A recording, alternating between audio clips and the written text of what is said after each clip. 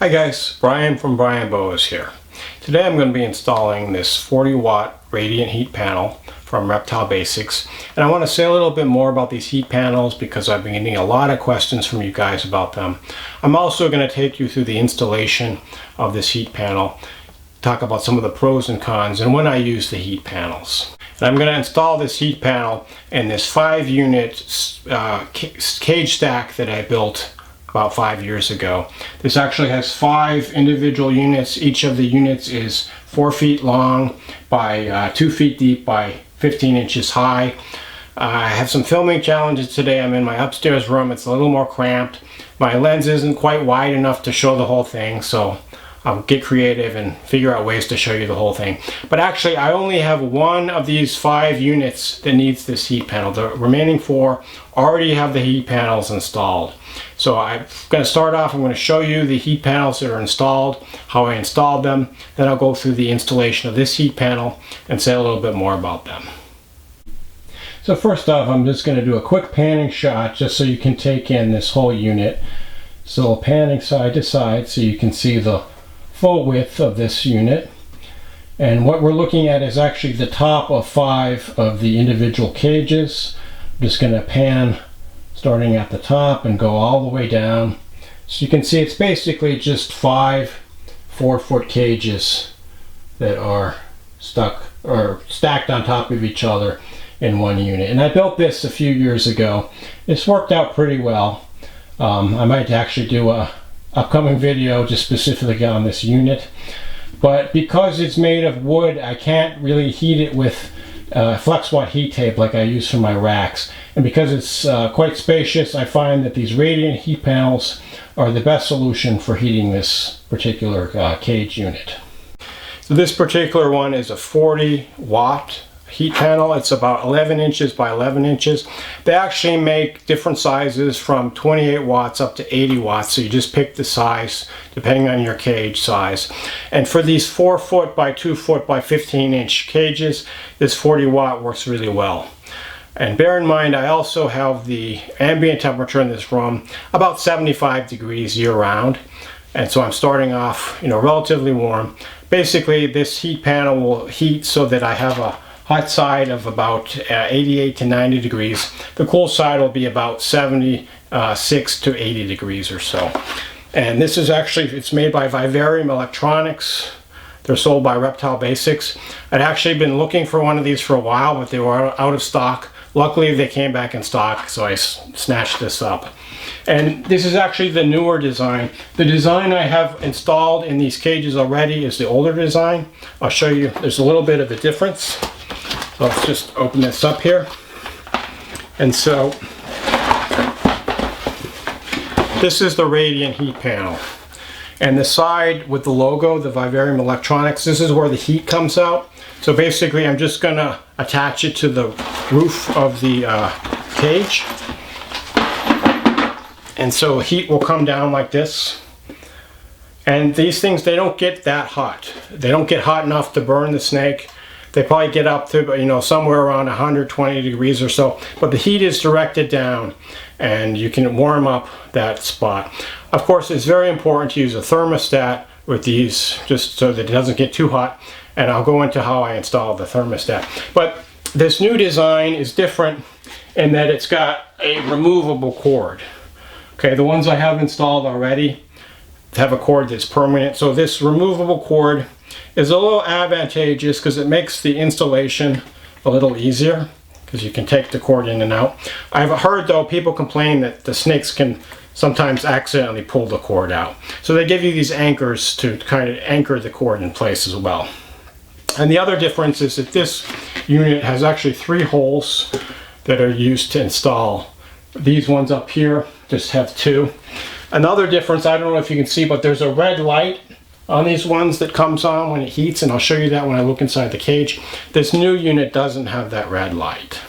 Here's a look at the radiant heat panel that I have installed in one of the cages.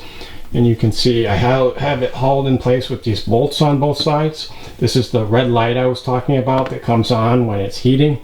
And it doesn't really get all that hot. It's kind of warm now. It's actually, you can see the light is off because the thermostat has shut it off because it reached the desired temperature. And so of course it's important to use a thermostat. And if we look over here, this is the thermostat probe, and this is from a Reptiles 6. I actually have it on the cool end, and I found that that setup works really well for me. So basically I set the cool end to about 78 degrees, and that will keep the warm side about 88 to 90 degrees or so. And I'll show you how I set up the thermostat in a minute here. It's actually, this is the floor of the next unit up. So the thermostat probe is actually wired under the substrate in the next cage up here. And I'm using this corrugated cardboard substrate, which keeps it easy. You can see the cord from the heat panel is going out the back. Actually, I have a pegboard as the back, and you can see I just threaded it through the hole there. Might as well check out the snake while we're here. This is a Moron Jungle, or Moron Jungle rather, and this animal is about going on 5 years old now. I went ahead and removed the snake and the furnishings from the cage right above it. So this floor right here is actually the ceiling of the unit below it, and you can see the tape back here. This is the probe for the Reptiles thermostat. I just have it taped down, the wire's right here, and then the little probe comes through the hole I drilled in the floor slash ceiling, and you can see it goes out the back through the corrugated, or the pegboard rather, and it connects up to the Thermostat 6. I also wanted to show you on this end,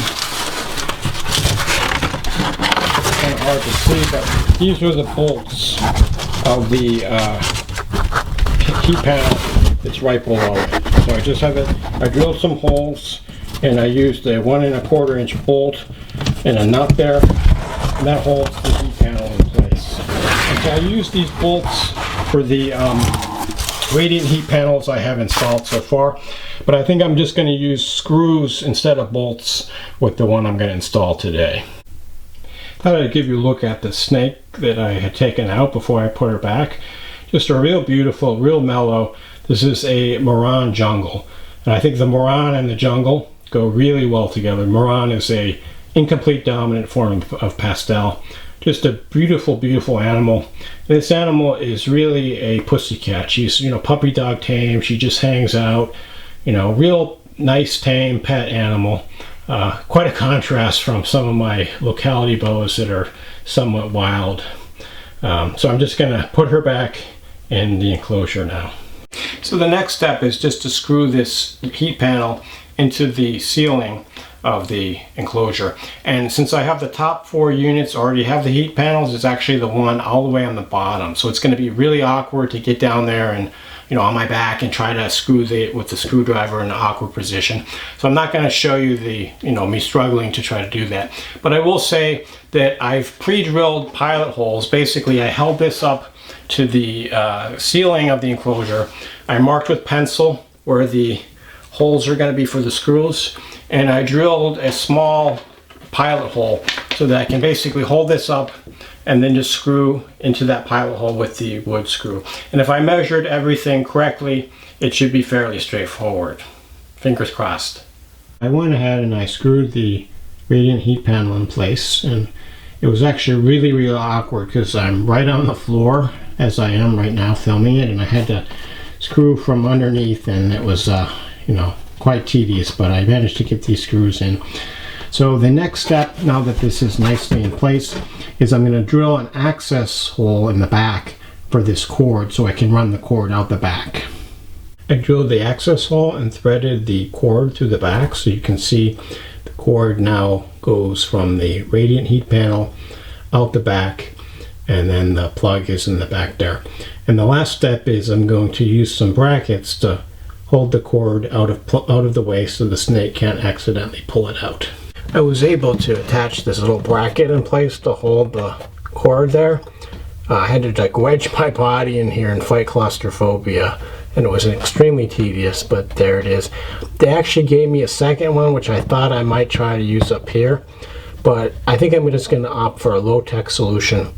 and use some duct tape and just hold it in place with the duct tape. I put a few pieces of duct tape on just to hold it all together, and it's kind of not the best solution, but it'll do for now. And I'll revisit this, once I have the cage set up and maybe get something a little neater looking.